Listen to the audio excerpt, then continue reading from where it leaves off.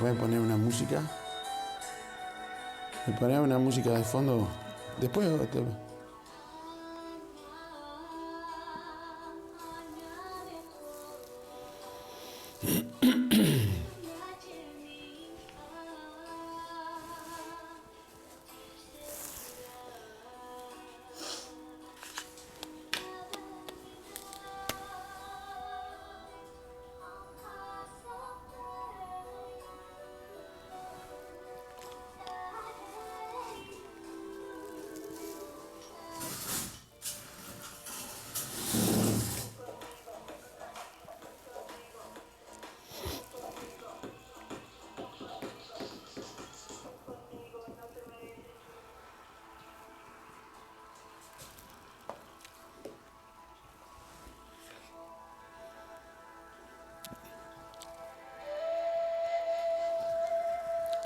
Una hora. Bueno, cuando quiera. Bueno. Ahí está bien. Estoy bien parado. Sí. Shalom, comunidad.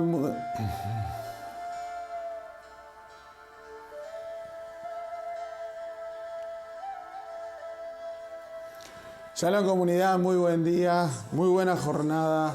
Te saludamos desde Río Cuarto, Córdoba, Argentina. Comunidad fiel, desde este canal de YouTube de Comunidad Fiel, entramos a tu vida con esta nueva enseñanza, esta nueva semana, la energía que trae el tiempo de Dios a estos días. Y vamos a compartir una nueva porción de las Sagradas Escrituras. Si esta enseñanza es de agrado, ponerle tu me gusta, tu like, compartí la publicación para que más almas sean alcanzadas por la palabra del Eterno y tal vez sirva esto para la restauración de alguien que necesita un sendero de luz donde caminar. Comunidad Fiel en YouTube, ahí es donde podés apreciarnos y recibir la enseñanza. Estamos con la porción del libro de Números, capítulo 30 al 32, los 3 capítulos completos, según la Biblia que vos manejás de este lado del planeta. Y esta es la medición, la porción se llama Matot, que significa tribus. Es el plural de la palabra mate, que significa tribu en singular, y está dirigida obviamente a las tribus de Israel. El resumen de esta porción, antes de empezar a obtener la riqueza que trae, es que Dios le habla a Moisés ya en los últimos metros, los últimos instantes antes de tomar la tierra prometida, y le dice que hable con los príncipes de las tribus para que tengan cuidado cuando se comprometen, cuando hacen voto con su boca, cuando hacen un compromiso, cuando emiten una promesa al Eterno, tengan cuidado cómo lo hacen. Están denunciados los casos donde el hombre habla y cuando la mujer habla, y según la condición de la mujer, cómo hable, si es casada, si es hija, todavía no emancipada, y las consecuencias de aquello. ¿Está bien?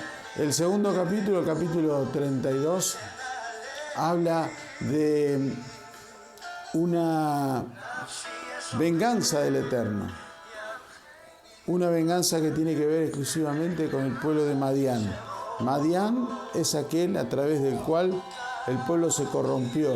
En las porciones anteriores, las dos últimas, vimos cómo el pueblo fue inducido a la adoración a dioses paganos y a la fornicación con mujeres madianitas. Eso es lo que vimos la última vez, y aquí en el capítulo 32 Dios manda a que representantes de todas las tribus, incluso los levitas, se involucren en la venganza del Eterno. Nos convertimos por un instante en canales de venganza de parte del Eterno, y vamos a charlar un poquito sobre esto, qué es lo que transmite el versículo, y esto produce un botín de guerra, una conquista, una ganancia. El capítulo 33 tiene que ver, el 32, el último capítulo de esta porción tiene que ver con las tribus de Rubén y Gad que se van a establecer en lo que es Cisjordania hoy actualmente, un territorio apto para pastar animales, y de ahí también vamos a obtener la enseñanza. La energía de esta porción tiene que ver exclusivamente con volver a traer luz a la identidad, a establecer un diseño de vida, un diseño que permita al pueblo del Eterno manejarse en medio de tierras difíciles, de pueblos duros, pero básicamente respaldados por el Eterno. Todo es conquistable y hay un gran premio, un gran botín detrás. Vamos a la instrucción. Así dice la Torá en el primer versículo de esta porción. Para la Torá es el versículo número 2 del capítulo 30. Para la Biblia tradicional que se usa de este lado del planeta de Occidente sería el primer versículo del capítulo 30. Moshe le habló a los jefes de las tribus de Israel diciendo: Hashem ordenó lo siguiente: cuando un hombre hace una promesa a Hashem o hace juramento autoimponiéndose una prohibición, no debe profanar su palabra, sino debe cumplir todo lo que haya dicho. En cuanto a una mujer, cuando hace una promesa a Hashem o se autoimpone una prohibición, siendo una muchacha que aún vive en la casa de su padre bajo autoridad, si su padre, a sabiendas de la promesa y que se impuso una obligación, guarda silencio, todas esas promesas quedan en pie, y todas las obligaciones que se impusiera a sí misma quedan en pie. Pero si su padre aborta la promesa en el día que escucha acerca de ellas, ninguna de sus promesas ni de sus prohibiciones que se haya impuesto quedan en pie, y Hashem la perdonará, pues su padre le impidió hacer la promesa. Este es el modelo de ordenanza, de instrucción, donde si habla un hombre o si habla una mujer, cuáles son las características. ¿Está bien? Para comenzar a entender por qué empieza por el tema de una promesa, es primero saber de quién estamos hablando. Es la primera vez que la instrucción está dirigida a las tribus. Todas las otras ordenanzas anteriores, cuando Dios habla a Moisés o a Moisés y Aarón, están dirigidas o a los levitas o a los hombres como hijos de Israel. Esta es la política que tiene el Eterno en transmitir sus ordenanzas. Pero aquí habla directamente a las tribus. ¿Por qué en esta porción se dirige a las tribus y no a los hijos de Israel? Pareciera ser lo mismo. La palabra tribu se traduce como, o se escribe matot, el plural de la palabra mate. ¿Qué significa mate en hebreo? Literalmente es una expresa tribu, pero en su raíz original mate significa rama seca o palo, ¿sí? O sea, algo que fue parte de un árbol y ahora está separado y cumplió su proceso. Es una rama muerta, es un palo de madera, es en definitiva algo que está separado de su cauce. La palabra opuesta o la palabra anterior al estado mate de una rama es shevat. Shevat es la palabra que representa a una rama que está conectada al árbol, que todavía tiene savia en su interior, que todavía está viva. ¿Por qué ahora, por esta razón, se le dice a las tribus mate, a la tribu mate? Porque ahora el pueblo iba a empezar a depender de todo lo que había aprendido en ese tiempo en el desierto. Recordemos que este pueblo es nuevo, este pueblo es joven, este pueblo es el que quedó de personas menores de 20 años, porque los que eran entre 20 y 60 años murieron durante 40 años en el desierto. Mientras estuvieron en el desierto, en vez de tribus fueron Shevat, en vez de mate fueron Shevat, que fueron una rama conectada al Eterno. El Eterno era su nube protectora, el Eterno era la columna de fuego en las noches de frío para darle luz. El Eterno era el maná que caía del cielo y era la fuente de agua que fluía de las capas terrestres. el Eterno era el vestido que no se rompía y el calzado que crecía junto con el pie de cada uno de los miembros del pueblo. Por eso Shevat representa la rama conectada al árbol que le da todo el sustento para producir fruto. Pero llegó el tiempo de conquistar la tierra prometida, llegó el tiempo de la independencia de las demás naciones, de ser un pueblo nuevo, y ahora la palabra es mate, es el palo que sale del árbol y pierde la conexión, por decir así, la cobertura. Es cuando vos y yo como hijos dejamos de estar bajo papá y mamá y salimos al mundo a hacer nuestra vida. Salimos a armar la familia, a armar la empresa, en sí a armar nuestro mundo. Bueno, a las tribus le está empezando a decir, ya a los hombres de Israel ya son un mundo formado, ya son un pueblo formado. Tienen la Torá, tienen los recursos, saben cómo producir, pero tengan cuidado que por la emoción de la boca, de su alma, su boca los puede comprometer. Estas dos palabras, tanto mate como árbol seco, palo seco, y Shevat como rama verde, están perfectamente identificadas en la boca de Yeshua. Yeshua, el día 14 de Nisan, mientras iba camino, el día 14 del mes primero, mientras estaba camino a ser crucificado en el madero, puesto en el madero, mientras caminaba, cruzaba la tierra de Jerusalén para salir fuera de la ciudad, decía esto en su caminar: porque si en el árbol verde, y estaba hablando de él en vida, mientras él estaba bajo la luz del Eterno, la cobertura, dice, porque si en el árbol verde hacen estas cosas, en el seco, ¿qué no se hará? No estaba hablando de él, pero en sí estaba hablando del pueblo que iba a quedar cuando él fuera retirado del mundo. Cuando la luz fuera retirada del mundo, iba a quedar un pueblo formado con una identidad basada en la Torá a través del mensaje y la identidad de Yeshua. Y él decía, del árbol verde, de ustedes están armando una persecución, los están maltratando y estoy yo todavía en medio. Pero cuando yo sea quitado, cuando se corte la conexión entre ustedes y el Eterno a través de mí, van a ser un árbol seco y van a tener que cuidarse de lo que hagan. Pero la persecución exterior siempre va a estar. No te estoy diciendo ninguna noticia. Cuando estás en las cosas del Eterno, la persecución de afuera es inminente, es inevitable. El asunto es que la Torá dice, cuidado cómo te comprometes, cuidado cómo hablas. El proverbio, en el libro de Eclesiastés, la sabiduría de Salomón habla de una manera muy clara. En el capítulo 4, aquí lo tengo,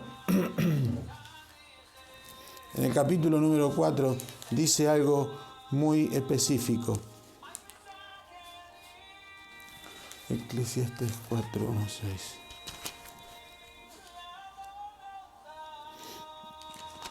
A ver, ahí lo estoy buscando.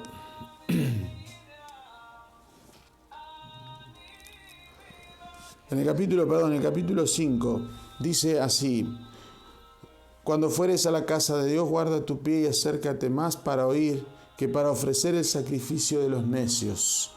Más para oír. Y hoy es un tiempo de oír qué quiere y qué necesita el Eterno. Porque no saben que hacen mal. No te des prisa con tu boca. Ese es el sacrificio de los necios. Darse prisa con la boca. No te des prisa con tu boca, ni de tu corazón se apresure a proferir palabra delante del Eterno, porque el Eterno está en el cielo y tú sobre la tierra. Por tanto, sean pocas tus palabras, porque de la mucha ocupación viene el sueño y de la multitud de palabras la voz del necio. Cuando a Dios haces promesa, no tardes en cumplirla, porque Él no se complace en los insensatos. Cumple lo que prometes. Mejor es que no prometas y no que prometas y no cumplas. Quiero especificar algo sobre este párrafo.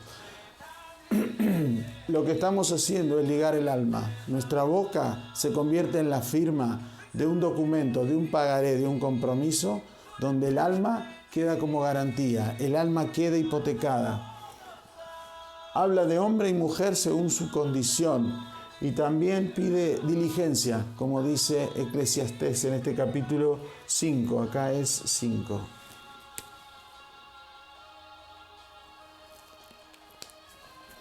Y la consecuencia es que por quedar ligada el alma, ese haz de luz se puede convertir en caos. Y voy a explicar rápidamente esto.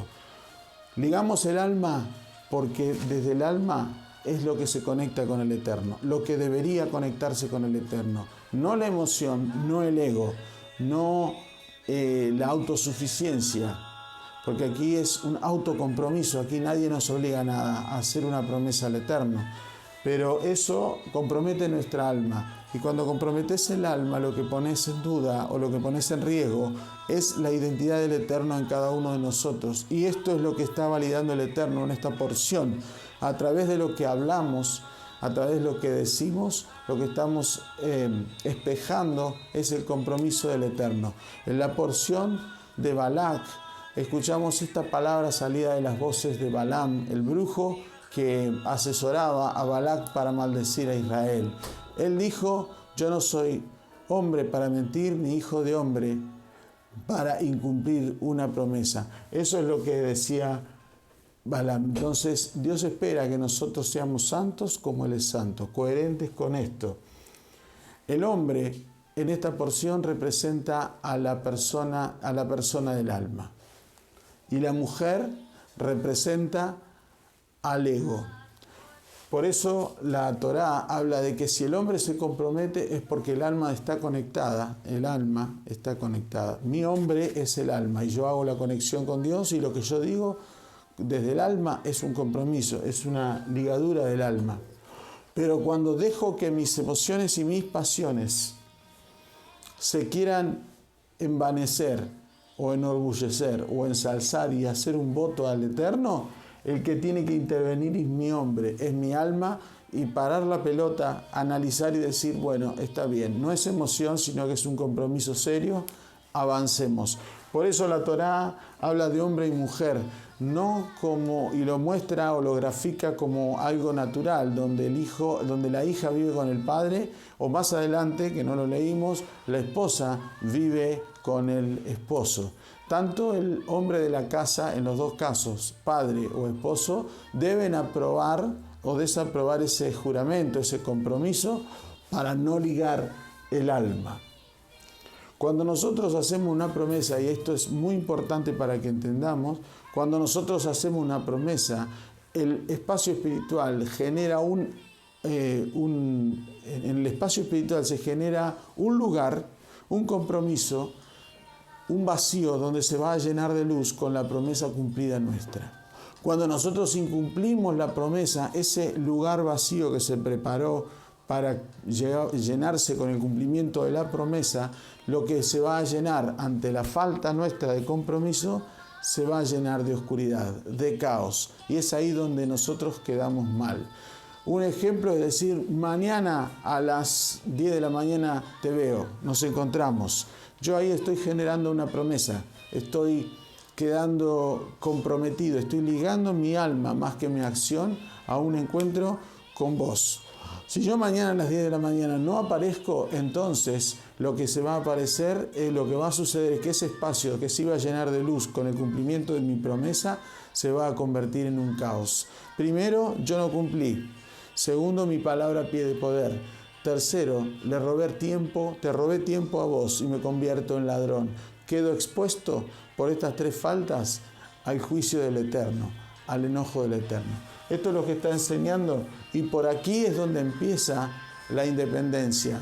Que nosotros aprendamos a usar la palabra del Eterno, la Torá, adecuadamente. Y como decía Eclesiastés, primero escuchemos lo que dice la Torá, lo que dice Dios, antes de llenar nuestra boca de palabras, porque eso nos convierte en necios. Eso es lo que decía la enseñanza. El capítulo 31 habla de Madián, el ataque al pueblo de Madián, porque Dios quiere vengar su identidad. ¿Por qué? Porque fue adulterada, fue expuesta una identidad por el camino de la corrupción idólatra y de la corrupción sexual. Justamente lo opuesto que quiere el Eterno. Un acto sexual es el acto más puro y más santo que puede haber y no puede ser dejado en manos de dioses paganos ni de culturas paganas, como hoy se practica tan livianamente en el mundo. No es la manera. Por eso Madián es atacado, donde un Dios de amor, lleno de amor, muestra ahora otra cara. Y no es que Dios sea vengativo en este aspecto. Sí, cuando la identidad de un israelita está puesta en duda, está expuesta, y principalmente su identidad, Él toma cartas en el asunto, y lo que hacemos nosotros es ser un canal de venganza hacia Él. Porque la Torá dice que Él es el que organiza la venganza, no es Moisés y los 1000 hombres de cada tribu. Hasta los levitas fueron. Es la primera vez y la única que los levitas toman parte de la guerra, porque ellos estaban consagrados al santuario. Por esta razón, porque se había expuesto la santidad del pueblo, es que los levitas también tienen que reivindicar su identidad y reivindicar con ellos la identidad. Por eso va un sacerdote con los elementos santos, va con la trompeta, va con el sit, esa chapa que decía soy santo o consagrado a Hashem. Él también participa para hacer un llamado de atención. El error es que cuando vuelven las mujeres fueron perdonadas. La Torá dice que las mujeres y los niños fueron salvadas, fueron rescatados, fueron tomadas como parte del botín. Y esto enojó a Moisés. Y Moisés dijo, ¿cómo puede ser que traigan justamente al elemento que los corrompió? Las mujeres madianitas fueron las que se dispusieron a volverse atractivo, a seducir a los israelitas para que cayeran en adulterio, para que fornicaran y para que se olvidaran de su condición santa. Por eso aquí puse el ego perdonado. Cuando la mujer, en este caso que está dentro, que es el ego, es la que nos desata pasiones desordenadas que nada tienen que ver con la santidad, y es aquí donde otra vez el Eterno va moldeando la cultura de las tribus, que es ser parte del pueblo del Eterno, mantener un orden donde el alma es quien gobierne, donde el alma mantenga sujeta al ego y no lo perdone tanto. Lo que tiene que hacer es tratarlo, rectificarlo, y en este caso había que destruirlos. De hecho, la Torá dice que Moisés mandó a matar a toda mujer que no fuera pura, que haya tenido relación con un hombre, había que matarla. Esa era la instrucción. Al final hay un botín que se va a repartir entre todos. Y esto quiere decir algo. Cuando yo mato al Madián que hay dentro mío, cuando yo corrijo, ordeno mis pasiones desordenadas que ponen en duda la identidad con el Eterno que yo tengo de ser una persona santa, apartada, miembro de un pueblo escogido, de un pueblo superior, de un pueblo elevado, lo que logro es un botín, riqueza. Dice que ellos trajeron oro y lo pusieron al servicio del tabernáculo. Y oro es ese material que pasa por el fuego y no se modifica, por el contrario, se eleva, se produce mayormente, y ese es el resultado de una transformación personal. Para eso la Torá enseña de que tenemos que atacar rápidamente y tomar venganza contra Madián, contra ese ego desordenado que cada uno tiene, porque nuestra identidad está en juego en ambos casos. El último tema aquí en Efesios sobre esta porción dice esto y enseña cómo matar el ego. Es un trabajo que nosotros tenemos que hacer. Muchas oraciones están mal dirigidas al Eterno pidiendo que nos saque de nosotros toda impureza, toda maldad, todo desvío. Pero en sí el Eterno nos deja a nosotros ese trabajo.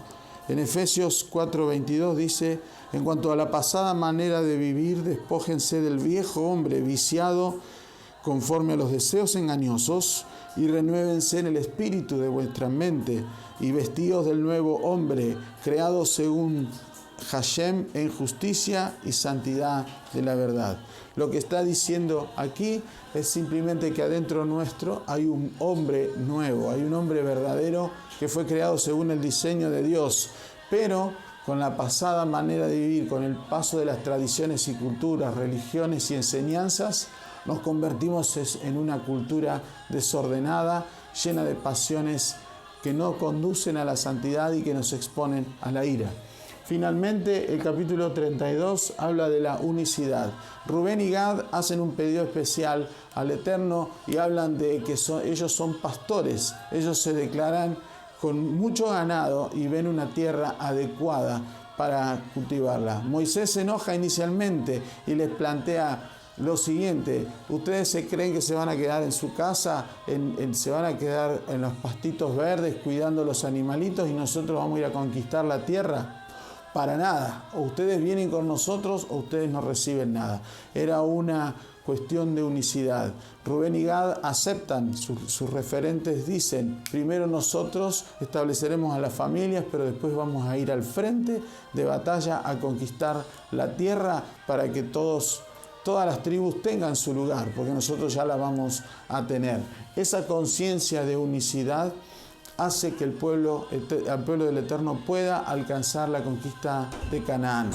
Y esa es la idea. El mensaje de esto es que los pastores no deben ser los que se aprecien o se destaquen en un templo desde donde se enseña y se guarda las ovejas. Por el contrario, los pastores tienen que ser los primeros guerreros en el campo que muestran un estilo de vida en la calle, un estilo saludable conforme a la Torá en la calle, en el único púlpito desde donde verdaderamente se predica el nombre del Eterno y se vive la vida que el Eterno provee a través de la Torá, es ahí en la calle, no en un templo, no en un púlpito de madera o de cristal donde todo es bonito por un par de horas. Este mensaje es bastante grave y duro contra los líderes de las congregaciones y las comunidades, porque lo que necesita el Eterno son hombres de guerra, porque no tenemos lucha con carne o sangre, sino con principados y potestades en lugares celestes. Estamos constantemente en guerra hasta que lleguemos al tiempo de la tierra prometida. Este es el mensaje. Este es el mensaje para nosotros como tribus, personas que ya somos madera separada de la provisión fácil y de la comodidad en el medio del desierto donde lo teníamos todo. Ahora tenemos la Torá y un estilo de vida marcado. Esta es la energía de la semana. Tené cuidado con tu boca, tené cuidado con las pasiones y presta atención a hacer una unidad de trabajo con tus hermanos en la congregación o el lugar donde te estés formando en el Eterno. Desde Comunidad Fiel te bendecimos, te saludamos desde Río Cuarto. Acordate de dar tu me gusta. Shalom.